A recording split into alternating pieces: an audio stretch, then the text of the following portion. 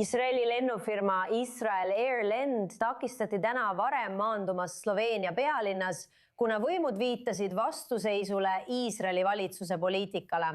Heebrekelle meedia teatab, et lennuk tiirutas mõnda aega enne maandumist Horvaatias. Israel Airi tegevjuht ütles Iisraeli kanalile 13, et see juhtum on tema sõnul ilmne rikkumine Euroopa Liidu lennunduslepingute vastu. Välisministeerium ütleb, et see juhtum on täiesti vastuvõetamatu. Ja nüüd oleme tagasi koos I24 News ingliskeelse vanemkorrespondendi Owen Altermaniga.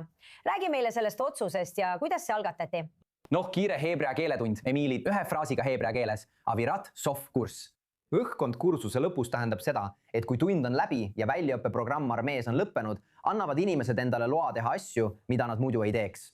Ja see ongi siin see lugu. See on ametist lahkuv valitsus, millele on Sloveenias järgmiseks tulemas parem või äärmus parempoolne valitsus. Ja selle ametiaja viimased nädalad on käes. See oli lihtsalt samm, mis astuti. Vaata, neile lennukireisijatele öeldi hiljem, et nad ei maandu seal, kuhu nad pidid minema, kus neil tõenäoliselt olid hotellibroneeringud ja plaanid, võib-olla isegi hädaolukorrad, võib-olla isegi perekondlikud põhjused, miks minna, kuid nad ei saanud minna Iisraeli valitsuse poliitika tõttu. Keegi ei küsinud nende reisijate käest, Emili, mida nad Iisraeli valitsusest arvavad. Nii et igal juhul võeti nad selle otsusega justkui pantvangi. Aga vaata, Sloveenias on viimastel aastatel olnud valitsus, mis on olnud Iisraeli suhtes üha vaenulikum.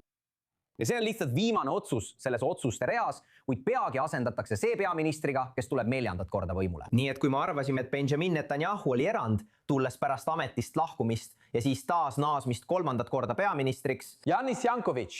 Janis tuleb 4. korda peaministriks, et Iisraeli vaatenurgast olukorda muuta ja muuta Sloveenia poliitikat juudi riigi suhtes.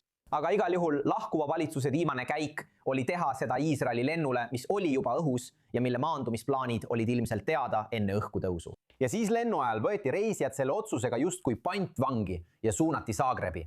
Tõesti taunitav. Ja ma loodan, et Välisministeerium viib selle küsimuse nii kaugele kui võimalik Euroopa Liidu ja asjakohaste instantside ees. Ja samuti on huvitav, et arvestades selle juhtumise võimalust, lennuk ikkagi startis ja sattus sellisesse olukorda, kui see oli midagi, mida nad potentsiaalselt ette nägid.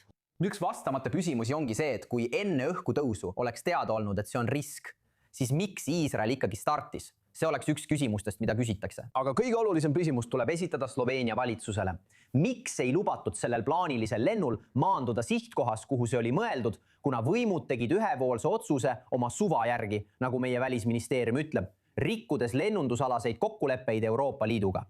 Ja Emili, kaasates reisijaid, kellelt ei küsitud nende arvamust Iisraeli valitsuse kohta, kui nende lennuk kõrvale juhiti. Lihtsalt omamoodi kollektiivne karistus nende vastu, mille Sloveenia võimud meie võimude sõnul kehtestasid, rikkudes lennundusalaseid kokkuleppeid Iisraeliga. Aga igal juhul on see muutumas, sest Sloveeniast tuleb uus valitsus.